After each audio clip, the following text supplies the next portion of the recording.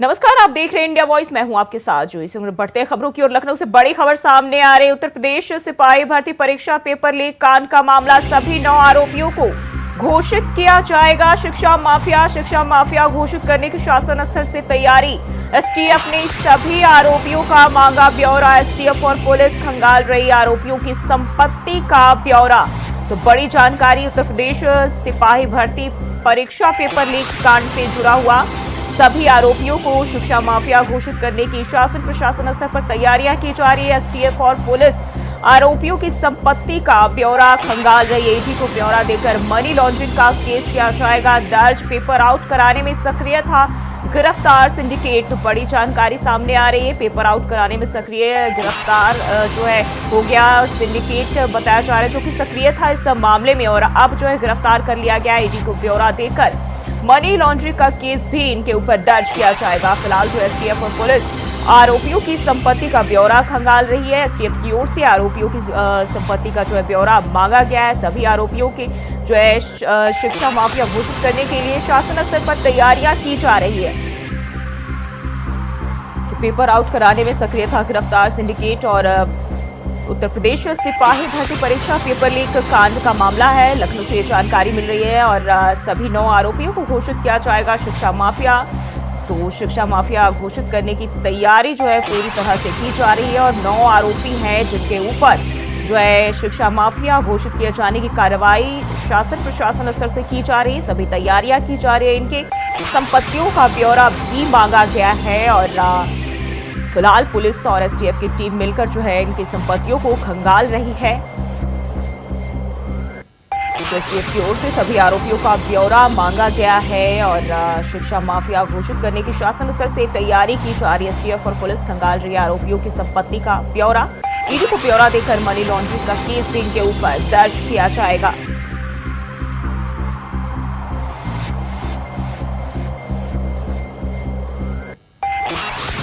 लखनऊ से जानकारी सामने आ रही। पेपर आउट कराने में सक्रिय था गिरफ्तार सिंडिकेट और शिक्षा माफिया घोषित करने की प्रशासनिक तौर पर कार्रवाई शासन की ओर से किया जा रहा है और वहीं 9 आरोपी बताया जा रहा है जिनके ऊपर शिक्षा माफिया घोषित करने की कार्रवाई की जा सकती है।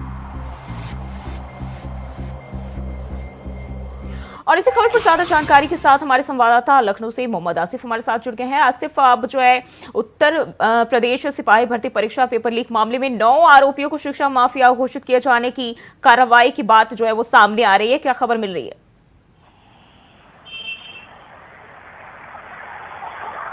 आसिफ, आवाज मिल पा रही है आपको? जी बिल्कुल। जो है सिपाही भर्ती परीक्षा पेपर लीक मामले में 9 आरोपियों के ऊपर जो है शिक्षा माफिया घोषित करने की कार्रवाई करने की खबर जो है वो मिल रही है, क्या जानकारी है? जी बिल्कुल, जी बता दूं कि पुलिस भर्ती पेपर लीक मामले में यूपी सरकार का अब एक्शन देखने को मिल रहा है। जिस तरह से यूपी सीएम योगी आदित्यनाथ ने परीक्षा पेपर निरस्त किया था और कहा था कि इन पेपर लीक के जो आरोपी हैं उनको बख्शा नहीं जाएगा, उनको ढूंढ कर निकाला जाएगा और अब यह एक्शन साफ तौर पर देखने को मिल रहा है। और जो शिक्षा माफिया है, चाहे राजीव नयन मिश्रा हो या फिर बसंत लाल हो, तमाम जो 9 आरोपी हैं जो मास्टरमाइंड है, उनके खिलाफ शिक्षा माफिया की कार्रवाई की जा रही है। उन्हें शिक्षा माफिया घोषित किया जा रहा है और साथ ही साथ इस मामले में ईडी को भी लगा दिया गया है और ईडी इनके बैंक अकाउंट खंगालेगी और कहां से कितना पैसा आया है इसको लेकर भी अब ईडी जानकारी इकट्ठा कर रही है। और साथ ही साथ इनका जो नेटवर्क है, क्योंकि लगातार पुलिस भर्ती पेपर परीक्षा लीक मामले में लगातार एसटीएफ गिरफ्तारी भी कर रही है, उनका नेटवर्क खंगाल रही है और सूत्रों का यह भी दावा है कि इन पर अब शिक्षा माफिया घोषित करने के बाद इन पर गैंगस्टर की कार्रवाई की जाएगी, क्योंकि यह एक बड़ा स्कैम है। जिस तरह से यूपी सरकार की साख कहीं न कहीं दांव पर लग गई थी और साथ ही साथ जो परीक्षार्थी है उन्हें काफी दिक्कतों का सामना करना पड़ा था, उन्हें प्रदर्शन करना पड़ा था और उनकी भावनाओं को देखते हुए यूपी सीएम योगी आदित्यनाथ ने कड़ा एक्शन लेने की बात कही थी। आसिफ, अगर बात करें तो अभी तक जो बताया जा रहा है 9 आरोपियों पर जो है कार्रवाई की जाएगी, लेकिन क्या इसके अलावा और लोगों पर भी शिकंजा कस सकता है, क्योंकि कई अधिकारी भी इसके चपेट में? जी बिल्कुल, जो जिस तरह से यूपी एसटीएफ की कार्रवाई लगातार चल रही है, लगातार पुलिस पेपर लीक मामले के आरोपी गिरफ्तार किए जा रहे हैं और यह भी एसटीएफ ने पता लगा लिया कि इस मामले में ट्रांसपोर्टर तक भी मिले हुए थे और रास्ते में ही पेपर को चुराया गया था और लीक कर दिया गया था। तो अभी तक 9 लोगों के खिलाफ जो मेन सरगना है उनके खिलाफ की जा रही है कार्रवाई और आगे भी, क्योंकि पुलिस पेपर भर्ती परीक्षा लीक मामले में 100 से अधिक गिरफ्तारियां हुई है और इसमें से कई ऐसे मास्टरमाइंड है जिनका नेटवर्क यूपी ही नहीं प्रदेश के कई राज्यों में फैला हुआ था, उनका भी डाटा अब इकट्ठा किया जा रहा है और डाटा के आधार पर आगे की कार्रवाई तय की जाएगी। फिलहाल अभी राजीव नयन मिश्रा समेत कई मतलब 9 आरोपियों के खिलाफ कार्रवाई की जा रही है। उन पर शिक्षा माफिया के तहत कार्रवाई होगी, उनके बैंक अकाउंट खंगाले जाएंगे और साथ ही साथ उनका और किस किस से नेटवर्क है यह भी अब पड़ताल चल रही है। आसिफ, जैसा कि आपने बताया इस मामले में अब तक 100 से अधिक लोगों की गिरफ्तारी हुई है, लेकिन क्या ये जांच पूरी हो गई है या अभी भी जांच जारी है?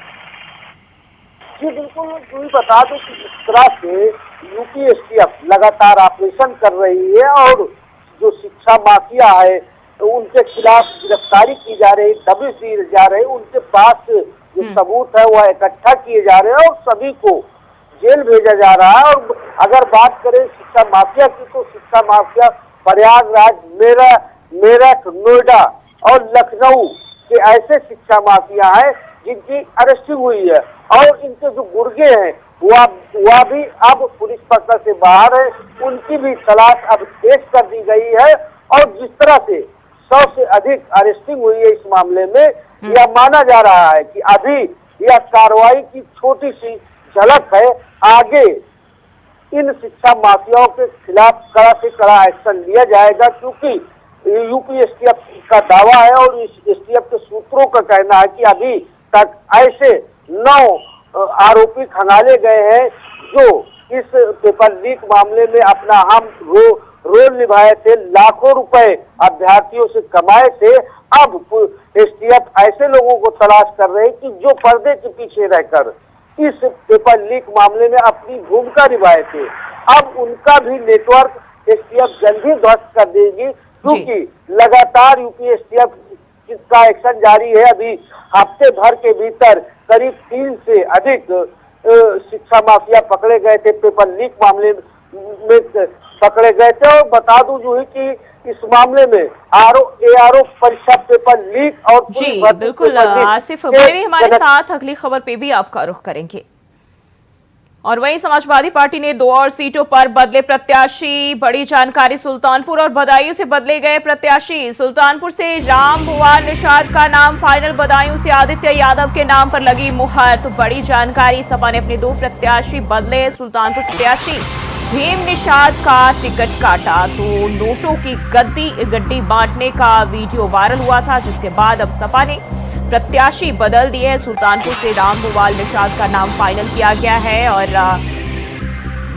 भीम निषाद का टिकट जो है वो काटा गया है। तो बता दें भीम निषाद के जो है नोटों की गड्डी बांटते हुए वीडियो वायरल हुआ था, जिसके बाद अब सपा ने जो है अपने प्रत्याशी बदल दिए हैं। सुल्तानपुर से राम भुआल निषाद का नाम फाइनल किया गया है और बदायूं से भी प्रत्याशी जो है बदले गए हैं और अब आदित्य यादव जो है बदायूं सीट से चुनाव लड़ेंगे। समाजवादी पार्टी ने 2 और सीटों पर जो है अपने प्रत्याशियों में बदलाव किया है।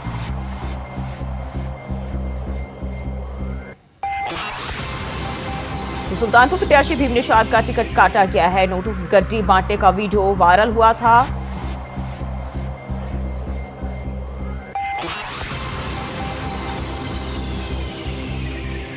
और मोहम्मद आसिफ लगातार हमारे साथ बने हुए हैं। आसिफ, अब जो है सपा ने अपने 2 प्रत्याशियों में बदलाव किया है सुल्तानपुर और बदायूं सीट से, क्या जानकारी मिल रही है? जी बिल्कुल, जो है जिस तरह से समाजवादी पार्टी के प्रत्याशी शुरुआती दौर से अगर बात करें तो जब सपा प्रमुख अखिलेश यादव ने बदायूं, मुरादाबाद समेत कई ऐसी सीटें घोषित की, वहां पर कंफ्यूजन और असमंजस की स्थिति रही। प्रत्याशियों के चयन को लेकर लगातार पार्टी में बगावत भी चलती रही और यही वजह रहा कि लगातार कहीं न कहीं सपा समाजवादी पार्टी बैकफुट पर भी नजर आ रही है और सपा प्रमुख अखिलेश यादव को अपने टिकट बदलने पड़ रहे हैं। अगर बात करें बदायूं सीट की, तो बदायूं सीट पर शुरुआती दौर में धर्मेंद्र यादव को प्रत्याशी घोषित किया गया था, लेकिन उसके बाद सपा प्रमुख ने अब चाचा यानी शिवपाल यादव का टिकट घोषित किया। यहाँ भी रार और असमंजस की स्थिति पैदा हो गई। कहीं न कहीं शिवपाल यादव नजर आए, नाराज नजर आए, और इसी बीच शिवपाल यादव ने ऐलान कर जी, दिया। और विजय भी हमारे साथ बदायूं से जुड़े हुए हैं। विजय, अगर हम बात करें तो जिस तरीके से बदायूं से भी प्रत्याशी में बदलाव किया गया है, बदायूं का सियासी समीकरण क्या होने वाला है? जिस तरह से जनता में जो सस्पेंस बना हुआ था, समाजवादी पार्टी में जो सस्पेंस बना हुआ था, वो सस्पेंस लगभग अब खत्म हो गया, क्योंकि जो सस्पेंस था कि शिवपाल यादव लड़ेंगे या आदित्य यादव लड़ेंगे, तो एक बार जो समाजवादी पार्टी के हाईकमान ने कल जो है इस पर मोहर लगा दी कि आदित्य यादव ही जो है अब जी बहुत बहुत शुक्रिया विजय, और मोहम्मद आसिफ आपका भी बहुत बहुत शुक्रिया। तो समाजवादी पार्टी ने 2 और सीटों पर अपने प्रत्याशी बदले हैं, और 2 प्रत्याशियों जिनमें अब श्री आदित्य यादव और रामभुआल निषाद के नाम पर पार्टी की ओर से मुहर लगाई गई है। सुल्तानपुर सीट से भीम निषाद का टिकट काटकर जो है रामभुआल निषाद को यहां से प्रत्याशी बनाया गया है। बदायूं से अब शिवपाल के बजाय आदित्य यादव सपा के प्रत्याशी होंगे। तो ये 2 वो नाम हैं जिन्हें सपा ने जो है उम्मीदवार बनाया है, और ये 2 बदलाव करने के बाद ये उम्मीदवारों के नाम पर मुहर लगाए गए समाजवादी पार्टी की ओर से। तो बदायूं से आदित्य यादव के नाम पर समाजवादी पार्टी ने मुहर लगाई है, और सुल्तानपुर प्रत्याशी भीम निषाद का टिकट काटा गया है, और रामभुआल निषाद के नाम पर मुहर लगी है।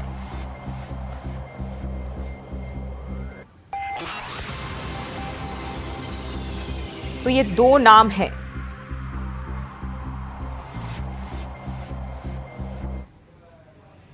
और सीधे चलते हैं लखनऊ, जहां CM Yogi Adityanath press conference करे। क्या कुछ कह रहे, चलिए आपको सुनाते हैं। चुनाव प्रचार का कार्य तेजी के साथ आगे बढ़ चुका है, और पहले चरण का चुनाव 19 अप्रैल को होने जा रहा है। 7 चरणों में होने वाले इन चुनावों को लेकर के भारतीय जनता पार्टी ने कल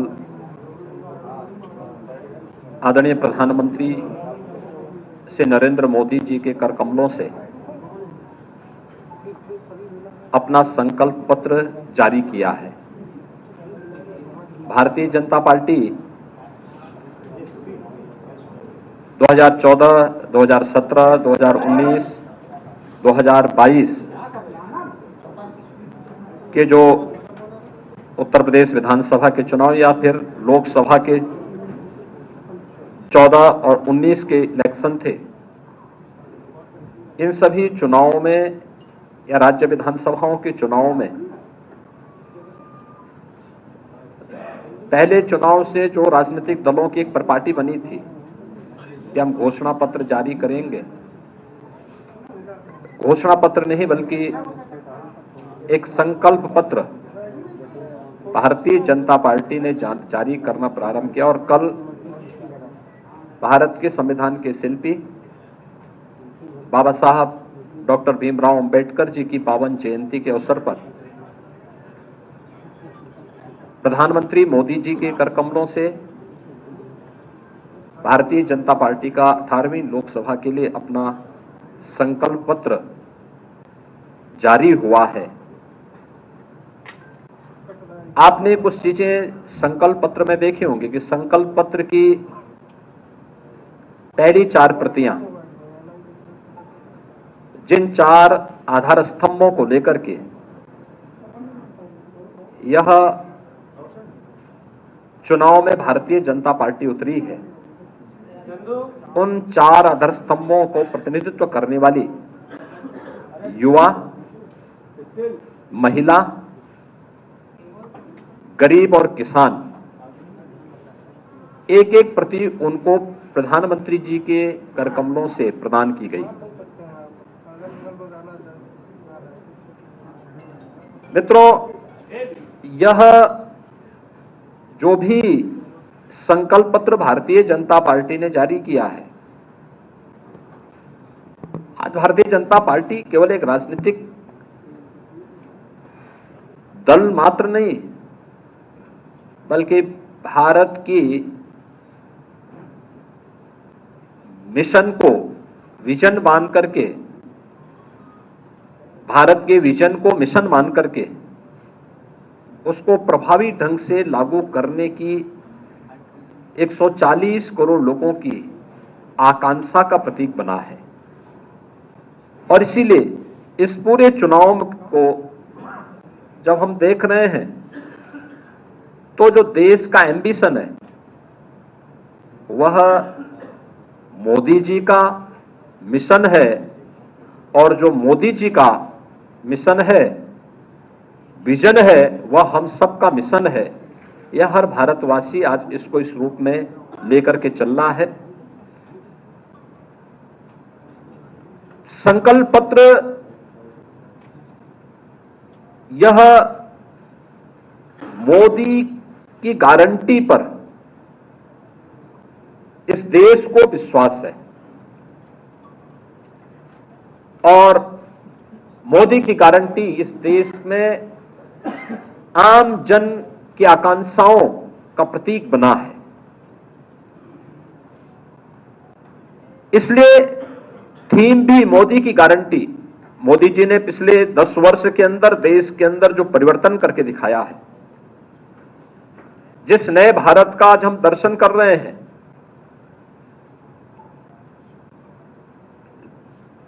गांव, गरीब, किसान, नौजवान, महिलाओं को फोकस करते हुए जिस प्रभावी ढंग से योजनाओं को जमीनी धरातल पर उतारने का कार्य हुआ है, वह मोदी की गारंटी उसका आधार है।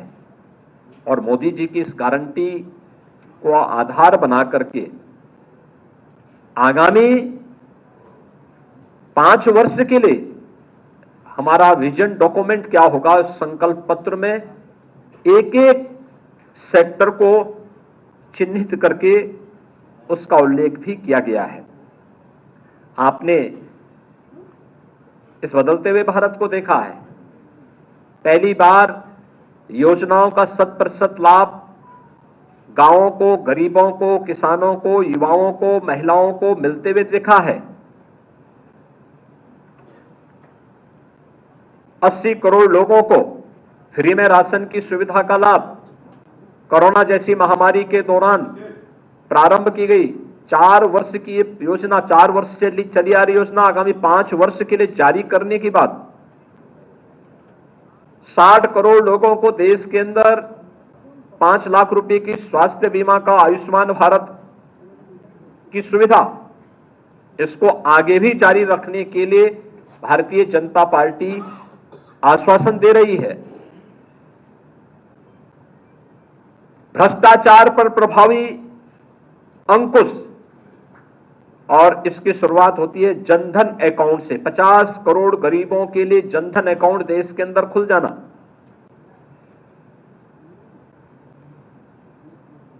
चार करोड़ गरीबों के सिर को ढकने के लिए एक पीएम आवास की योजना को उपलब्ध कराना।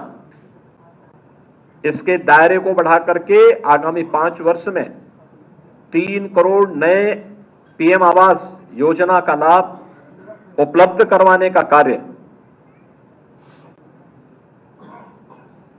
जैसे अनेक ऐसी योजनाएं, चाहे वह 12 करोड़ किसानों को पीएम किसान निधि में 6,000 रुपए सालाना उपलब्ध करवाने के कार्यक्रम, इन सभी योजनाओं को जो पिछले 10 वर्ष के अंदर देश के अंदर प्रभावी ढंग से लागू की गई, इन्हें मोदी की गारंटी इस बात के लिए आश्वस्त करती है कि ये आगे भी इसी रूप में इसका लाभ बिना भेदभाव के सभी लोगों को प्राप्त होता रहेगा। और इन सभी कार्यक्रमों को लेकर के संकल्प पत्र ने नेशन फर्स्ट के अपने संकल्पों को आगे बढ़ाते हुए ये भी कहा, विकसित भारत की संकल्पना के लिए आत्मनिर्भर भारत चाहिए और ग्लोबल लीडर के रूप में भारत को प्रस्तुत करने के लिए एक विकसित भारत चाहिए। विकसित भारत, ये हम सब भारतवासियों का सौभाग्य है कि आजादी के अमृत काल का ये प्रथम चुनाव, अब तक के किसी भी चुनाव में पहला ये चुनाव है जिसमें आत्मनिर्भर और विकसित भारत की संकल्पना को लेकर के चुनाव लड़ा जा रहा है। और भारतीय जनता पार्टी ने अपने संकल्प पत्र में इन सभी बातों का उल्लेख भी किया है। मोदी जी की गारंटी इस देश के हर तबके के लोगों के लिए एक प्रमाण है। यह देश की अस्मिता का हो, भारत की सुरक्षा का हो, भारत की आस्था का हो, भारत की अर्थव्यवस्था के संरक्षण और संवर्धन, इन सभी को लेकर के मोदी जी की गारंटी इस संकल्प पत्र का आधार बना है। और इसमें जिन 4 स्तंभों को ध्यान में रख के कार्य किया गया है, युवा के लिए जो योजनाएं पहले से चली आ रही हैं, चाहे वह पीएम स्टार्टअप की योजना हो, पीएम स्टैंडअप की योजना हो, पीएम मुद्रा की योजना हो, पीएम मिशन रोजगार का कार्यक्रम हो, इन सब के दायरे को बढ़ाने के लिए इन्वेस्टमेंट, एम्प्लॉयमेंट के साथ जुड़ते हुए, पीएम मुद्रा योजना के दायरे को बढ़ाते हुए, उसके दायरे को जो अब तक 10 लाख रुपए तक के लोन की सुविधा थी, अब उसको 20 लाख तक करने का आश्वासन भी भारतीय जनता पार्टी का इस संकल्प पत्र उपलब्ध करवाता है। ऐसे ही नारी शक्ति के लिए मातृवंदना योजना से लेकर के नारी शक्ति वंदन अधिनियम पारित होने तक संसद और विधानसभाओं में भी 33% आरक्षण की गारंटी तो देता ही है, लेकिन इसको प्रभावी क्रियान्वयन भी होना है। 3 करोड़ लखपति दीदी बनाने के लक्ष्य के कार्यक्रम को आगे बढ़ाना, और यह अभियान आगे बढ़ेगा। इसके लिए भी भारतीय जनता पार्टी ने अपने संकल्प पत्र में इसका उल्लेख किया है। अब तक 10 करोड़ महिला स्वयंसेवी समूहों के माध्यम से यह कार्यक्रम आगे बढ़ाने के कार्य किए गए थे। अभी इसके दायरे को बढ़ाने की भी बात संकल्प पत्र कहता है। और यही नहीं, जब हम गरीब की बात करते हैं तो गरीब में पहली बार देश के अंदर इस देश के श्रमिक वर्ग को कहीं पहुंच पाया है, उसकी पहुंच हो पाई है। कोरोना कालखंड में उन्हें बेरोजगारी भत्ता देने की बात हुई, उन्हें सुरक्षा कवर देकर के एक सुरक्षा सम्मान देने का कार्य भी हुआ। सामाजिक सुरक्षा की गारंटी उन्हें उस समय मोदी जी की गारंटी ने दिया था। और स्ट्रीट वेंडर के लिए ठेला, खोमचा, रेड़ी और अन्य इस प्रकार के पटरी व्यवसायियों को भी प्रभावी ढंग से आगे बढ़ाने के लिए जो कार्यक्रम चलाए गए, उस का क्रियान्वयन पीएम स्वनिधि योजना के दायरे को बढ़ा करके, अभी तक ये नगरीय क्षेत्र में था, अब ग्रामीण क्षेत्र में भी पीएम स्वनिधि के दायरे को बढ़ा करके लाखों स्ट्रीट वेंडर को, श्रमिक वर्ग को सामाजिक सुरक्षा के साथ साथ हर प्रकार की सुरक्षा की गारंटी देने का आश्वासन भी यह देता है, यह संकल्प पत्र देता है। इसके साथ ही अन्नदाता किसान के लिए भी तमाम योजनाएं पहले से चल रही हैं, उसके दायरे को बढ़ाने का कार्य भी यह संकल्प पत्र देता है। और अगर मैं कह सकता हूं कि यह संकल्प पत्र एक ब्लूप्रिंट है नए भारत का, श्रेष्ठ भारत का, आत्मनिर्भर भारत का और विकसित भारत का यह संकल्प पत्र घोषणा करता है भ्रष्टाचार के खिलाफ एक निर्णायक युद्ध का, अंत्योदय से सर्वोदय का, एक भारत श्रेष्ठ भारत का, आत्मनिर्भर भारत का, एक विकसित भारत का और ग्लोबल लीडर भारत का। यह संकल्प पत्र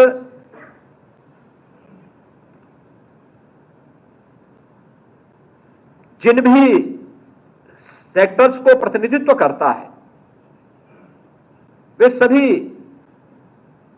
मोदी जी की गारंटी पर आधारित है और संभवतः यही कारण है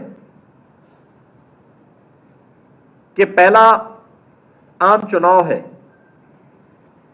जिसके परिणाम के बारे में एक आश्वस्ति का भाव पूरे देश के अंदर पहले से देखने को मिल रहा है, क्योंकि लोगों को इस बात पर विश्वास है, मोदी जी की गारंटी पर विश्वास है। विकसित भारत के प्रति उनकी जो आकांक्षाएं हैं, उन आकांक्षाओं की पूर्ति का माध्यम मोदी की गारंटी बनेगा। इस बात को लेकर के जो गूंज पूरे देश के अंदर सुनाई दे रही है, वह गूंज चुनाव के परिणाम के बारे में पहले से ही आश्वस्ति का भाव के रूप में हम सबको देखने को मिल रहा है। मित्रों, जो विभिन्न सेक्टर्स को यह संकल्प पत्र छूता है, उसमें मैंने पहले भी बताया कि 80 करोड़ लोगों को राशन की सुविधा का लाभ, निःशुल्क राशन की सुविधा का लाभ अगले 5 वर्ष तक देने के लिए भारतीय जनता पार्टी अपने संकल्प पत्र में अपनी प्रतिबद्धता को दोहरा रही है। 60 करोड़ लोगों को आयुष्मान भारत की सुविधा तो मिलेगी, लेकिन साथ साथ इसके दायरे को बढ़ाने का भी आश्वासन देती है। गरीब को पक्का आवास देने का और उसके दायरे को बढ़ाने का भी आश्वासन देती है। झुग्गी झोपड़ियों में रहने वालों के लिए स्लम रीडेवलपमेंट स्कीम, इसके लिए भी आश्वासन संकल्प पत्र देती है। और पीएम किसान सम्मान निधि के को भी जारी रखने का आश्वासन संकल्प पत्र देता है। जो संस्थागत सुधार संकल्प पत्र जिसके लिए भारतवासियों को आश्वस्त करता है, उसमें भ्रष्टाचार के खिलाफ एक निर्णायक लड़ाई लड़ने के लिए, देश के अंदर एक समान नागरिक संहिता लागू करने के लिए, नेशनल लिटिगेशन पॉलिसी विकसित कर अदालती कार्रवाई में तेजी लाने के लिए और भारतीय न्याय संहिता की तर्ज पर कॉमर्शियल और सिविल न्यायिक प्रणालियों में बदलाव करने के लिए भी संकल्प पत्र में उल्लेख किया गया है। चुनाव सुधार में भी वन नेशन वन इलेक्शन की अपनी प्रतिबद्धता को भारतीय जनता पार्टी ने अपने संकल्प पत्र में स्थान दिया है। देश के अंदर गरीबों की उन आकांक्षाओं के लिए पीएम सूर्य हर घर मुफ्त बिजली योजना के अंतर्गत प्रत्येक गरीब परिवार को प्रतिमाह बिजली बिल 0 करने के संकल्प को आगे बढ़ाना, मध्यम वर्गीय परिवारों के घर के पंजीकरण की कीमत को कम करने के संकल्प को लेकर के, 3 करोड़ ग्रामीण क्षेत्र में लखपति दीदी बनाने के कार्यक्रम को लेकर के, पीएम मुद्रा की योजना को उसकी क्रेडिट सीमा को दोगुना करने यानी 10 लाख से 20 लाख करने के लिए, फसलों के लिए समयबद्ध तरीके से एमएसपी में वृद्धि करने को लेकर के और पीएम मत्स्य संपदा योजना के अंतर्गत बीमा कवरेज के विस्तार के लिए भी यह संकल्प पत्र अपनी प्रतिबद्धता को दोहराता है। पीएम स्वनिधि के दायरे को ग्रामीण क्षेत्र में बढ़ाने के लिए भी सिंचाई, कोल्ड स्टोरेज, फूड प्रोसेसिंग और कृषि इंफ्रास्ट्रक्चर, इन सभी के लिए कृषि इंफ्रास्ट्रक्चर मिशन को देश के अंदर लागू करने का भी आश्वासन यह संकल्प पत्र हम सबको देता है। स्वस्थ भारत की गारंटी के तहत 70 वर्ष से अधिक के वरिष्ठ नागरिकों को आयुष्मान भारत का कवर देने का, निःशुल्क इमरजेंसी और ट्रॉमा केयर मिशन लागू करने का, ट्रांसजेंडर के लिए पहचान पत्र, सभी पात्र ट्रांसजेंडर को आयुष्मान भारत कवर देने का, पैरामेडिक्स, टेक्नीशियंस, फार्मासिस्ट और स्टाफ नर्स के प्रशिक्षण को और सुदृढ़ करने का, मेडिकल सीट्स को बढ़ाने का और आयुष्मान आरोग्य मंदिर, जन आरोग्य योजना और अन्य तमाम जो औषधि केंद्र हैं, इन सभी को भी और मजबूत करने, इनके विस्तार करने के लिए भी यह संकल्प पत्र अपनी प्रतिबद्धता को दोहराता है। महिलाओं के लिए नारी शक्ति वंदन अधिनियम को लोकसभा और विधानसभा में लागू करने, सरकारी भर्ती परीक्षाओं में अनियमितता पर लगाम के लिए पेपर लीक नियंत्रण कानून को और सख्ती और प्रभावी ढंग से लागू करने के लिए भी इसका प्रावधान संकल्प पत्र में किया गया है। समृद्ध व्यापारी के लिए, एमएसएमई के लिए, जो सूक्ष्म लघु मध्यम उद्यम के हमारे उद्यमी हैं, व्यापारी हैं, उनके लिए किफायती बीमा प्रोडक्ट, छोटे व्यापारी और एमएसएमई को किसी भी आपदा के समय, आग है, चोरी है, कोई प्राकृतिक आपदा है, इनसे बचाव के लिए उनके लिए किफायती बीमा का कवर इन्हें उपलब्ध कराने और भारत को खिलौनों के विश्व स्तरीय निर्माण केंद्र के रूप में विकसित करने के लिए भी यह संकल्प पत्र में इसका उल्लेख किया गया है। 2025 भगवान बिरसा मुंडा की 150वीं पावन जयंती कार्यक्रम को जनजातीय गौरव वर्ष के रूप में मनाने के संकल्प के साथ यह संकल्प पत्र इनका उल्लेख करता है। 2030 तक भारत को विश्व इलेक्ट्रॉनिक हब के रूप में स्थापित करने, भारत को सेमीकंडक्टर और चिप मैन्युफैक्चरिंग का केंद्र भारत हब बने विश्व स्तरीय, उसके लिए और बुलेट ट्रेन नेटवर्क का विस्तार पूरब, उत्तर, दक्षिण और देश में करने के लिए भी संकल्प पत्र में उल्लेख किया गया है। डिजिटल क्रांति में 5G नेटवर्क के विस्तार के साथ ही 6G टेक्नोलॉजी विकसित करने में का संकल्प भी यहां पे दोहराया गया है। ग्लोबल कॉन्फ्रेंस और एग्जीबिशन के लिए बड़े कन्वेंशन सेंटर के दायरे को बढ़ाने, जैसे दिल्ली में यशोभूमि के साथ ही हमने प्रगति मैदान में भी देखा होगा कि world class infrastructure convention centre के रूप में कैसे विकसित हुए हैं।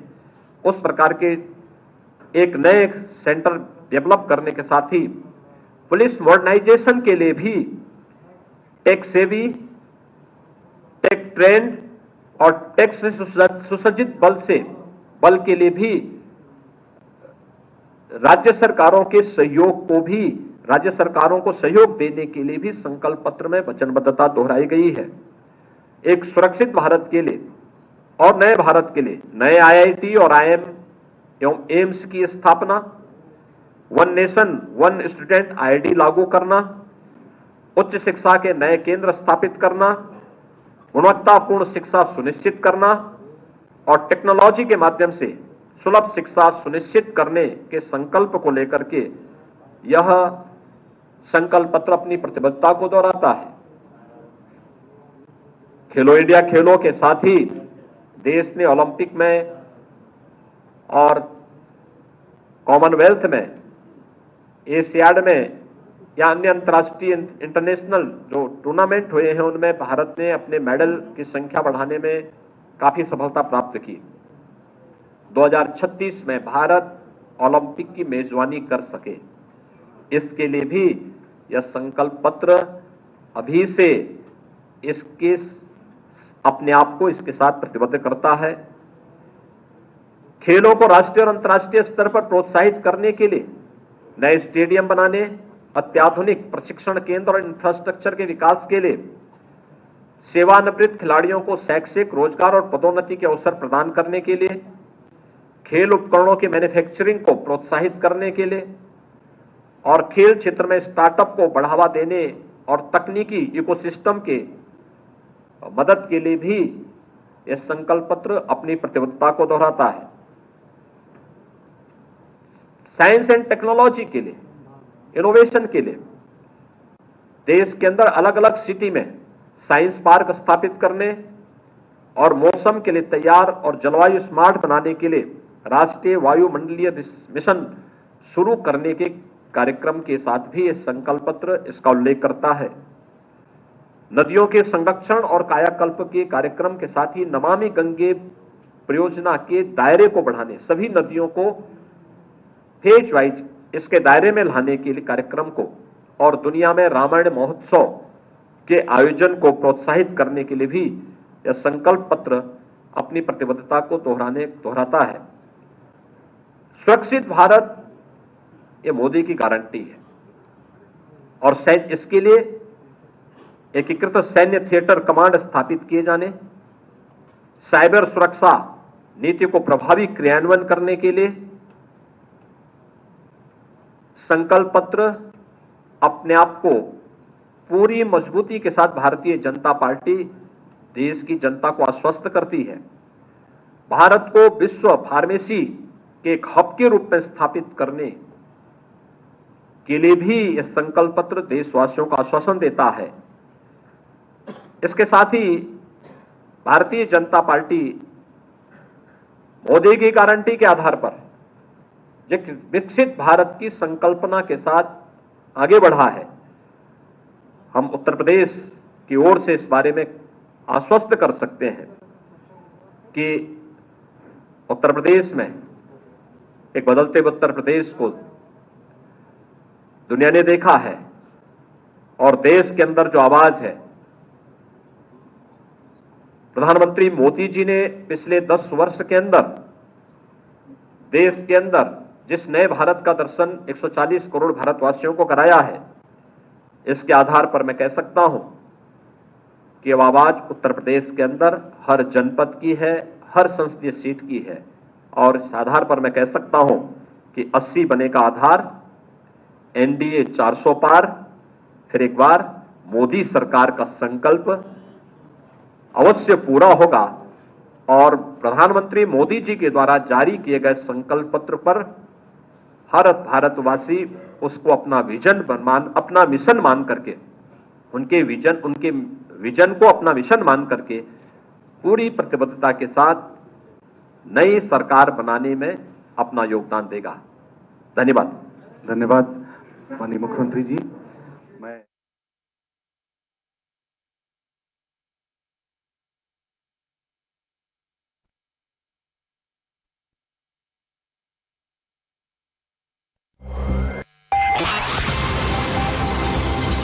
जानकारी सीएम योगी ने की प्रेस कॉन्फ्रेंस और यहां जो है सरकार के काम का लेखा जोखा जो है लोगों के समक्ष रखा। प्रेस कॉन्फ्रेंस कर उत्तर प्रदेश के मुख्यमंत्री योगी आदित्यनाथ ने सरकार के काम का लेखा जोखा दिया और साथ ही संकल्प पत्र के बारे में भी बातचीत की। तो बीजेपी ने संकल्प पत्र जारी कर दिया है और सीएम योगी ने कहा कि पीएम का विजन हमारा विजन है। तो साफ तौर पर सीएम योगी ने इसको लेकर बातचीत की और प्रेस कॉन्फ्रेंस की।